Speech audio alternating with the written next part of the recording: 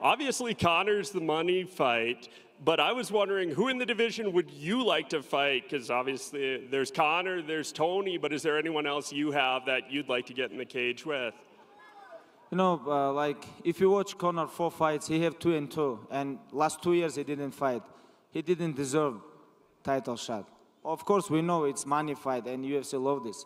And about who deserve, I think. If you talk about Kevin Lee, he tapped 10 months ago. He don't deserve the title shot. If you talk about Tony Ferguson, when I have injured last time, UFC told me, hey, you have to deserve next title shot. And they give me tough opponent. I fight and come back, fight for the title and win title, right? Tony Ferguson injured, please come back and fight one more fight. What happened? It's rules for everybody, not only for me. And if you talk about Eddie Alvarez and Poirier, I think winner Eddie Alvarez Poirier deserve title shot without Conor. But we know it's UFC make decision, you know. But thanks. No, anyways, like if they give me like winner Poirier, Alvarez, or other guys, doesn't matter. I'm gonna fight. You know, I'm here. No, I never take opponent. I never think about this. You know, when they call me, I told these guys when I have to fight. Give me 8 weeks, 9 weeks, and I will be there.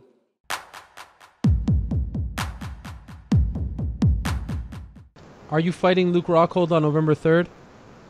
That's the plan. You know, I signed my battle agreement, and I'm ready to go. So, Luke Rockhold, it's a good matchup. You know, I get redemption on my first loss ever, and also at MSG where I had my second loss against Yoel.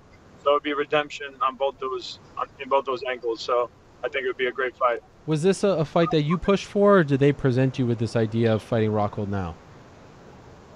No, that was presented to me. And you liked it? And supposedly, you know, they were actually talking to Luke about it way before they were talking to me about it. When I seen Luke in Vegas, he had mentioned, you know, they're trying to get us to fight. I was like, really? I didn't know that. I thought he was going up to 205, so I had no idea. But it makes sense for me, and I like that fight. I want to redeem myself on that one and go out there and perform better than I did the last time. And it's a good fight for me. So.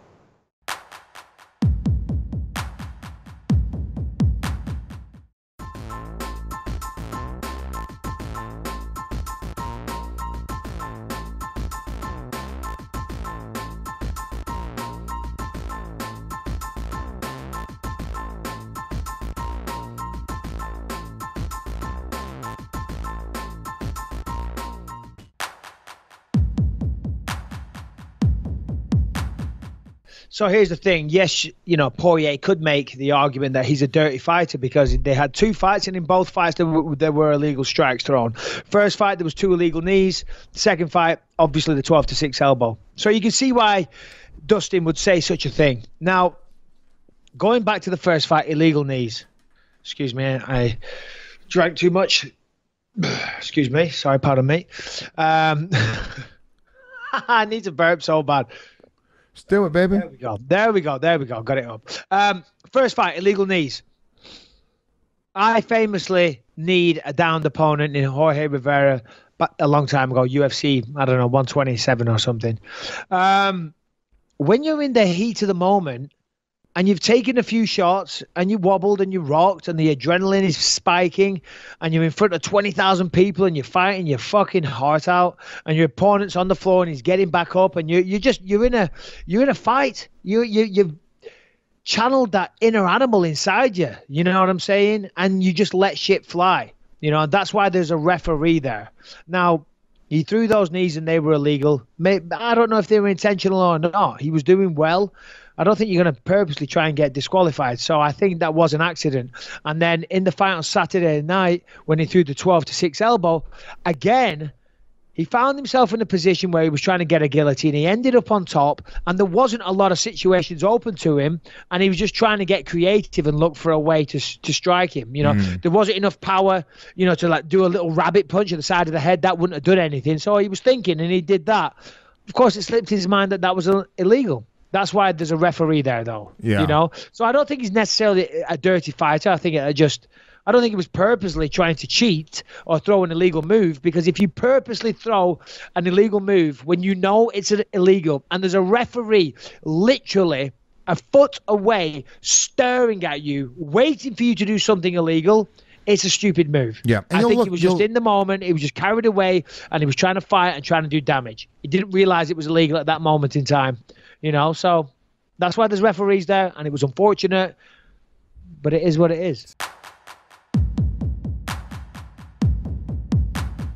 How are you feeling? There's a lot of concern about your health.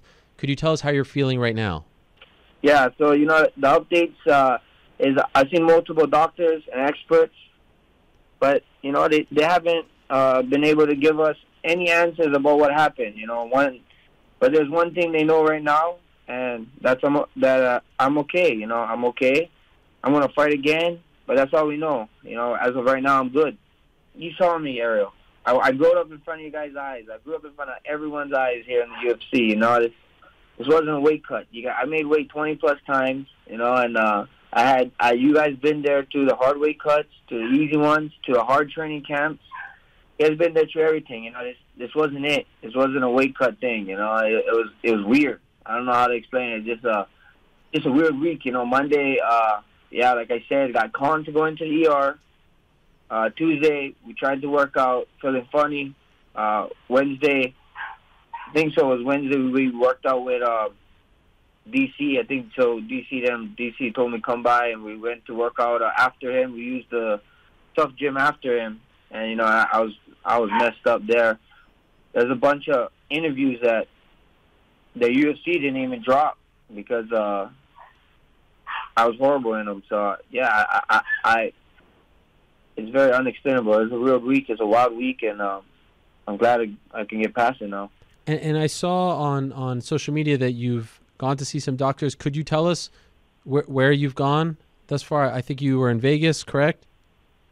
Yeah, we went in Vegas. So when I was up in the ER, we saw some specialists. Usually saw some specialists, and then when I went to Vegas, I went to a neurological specialist. The UFC doctor, Dr. D, recommended. And when we went to that guy, all the tests was great. He was like, man, yeah, we like pretty much what I've been saying. They don't have a smoking gun. They can't really put their finger on it. But as of right now, I'm good. So when you hear those kind of things, it's great, but yet scary. You want to find out what's wrong. You want to know what's wrong, and it's crazy that we just don't have the answer. So I'm just glad I'm healthy. I'm okay, and we just wait for the news. Are you awaiting more results at this time? Yeah, we got a couple more tests. I believe we got a couple more tests. I got to reach out to UFC docs and get some more stuff figured out. But yeah, we got a couple more tests left, and should be great though. Everything looking good. Everything coming back great, and I just can't wait. It's the greatest news when they call you up and they tell you, look, it's not this, it's not this, it's not this. It's the greatest news, but then in the back of your mind is like, then what is it? Right. It's hard. It's a hard time. It's a hard point right now, and I felt so bad for the fans. They kept asking me, what is the update? What is the update? It's hard to give an update. I wish I had an update. I wish I had an update to tell my mom, my dad, my friends, my family, everyone. But at the end of the day, that's the update. They said I'm okay, I'm fine right now, and they can't find anything.